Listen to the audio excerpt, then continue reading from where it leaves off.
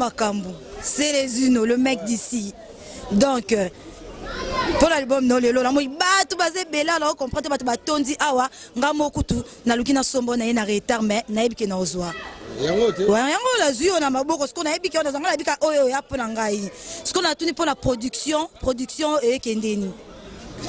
Pour la production, il y a album dans kendeni, ni yomo au contact kendeni, simba, tondeni. Bon, simbi, bon, simba, so batubaye. So batubaye na baonte seke simbi te patron on a fief.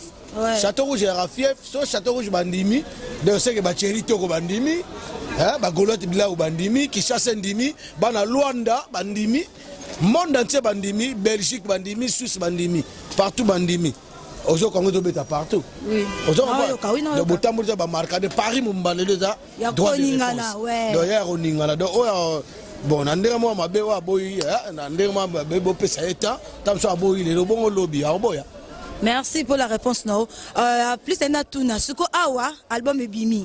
Les a jour na Paris, Ndimi, Belgique partout bandimi. Sko makambwana. Mambwana otika. Makambwana on abika yo moyi makambwango.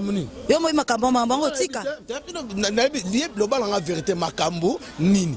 Lelo mkona yo tobeta ba soleil zanga tinate mais yo ebisanga otika. Makamuni na ngona tika avant so babike ino mutu mo atemi wana bike mutazo liani so mutazo liani ba bine tika a otika parce que tamso liani ngana ebina mutu eloko ti bon na tika musique te musique otika te ba musique te mo ebika makambo mais na bomi na moto donc na bomi na moto droit de réponse plus c'est moi le biango yango na CD droit de réponse donc yo répondre à makambo otiki makamuni nozo lo bateti siko mais loba ozali ke makamba ya kofinga ya koloba le bebele ba binanga ngasiko ba isinga yo finga mingi ngakundela be na beta lisone ta ngaombi ba binanga finga mingi nde donc ce qu'on nga tuni makambo na si lipota mo finga so ezati donc nga na finga batuté réponse on a droit de réponse donc na on revendiquer cause mo eza noble eza juste que tout ça là éducation jeunesse future to bongisango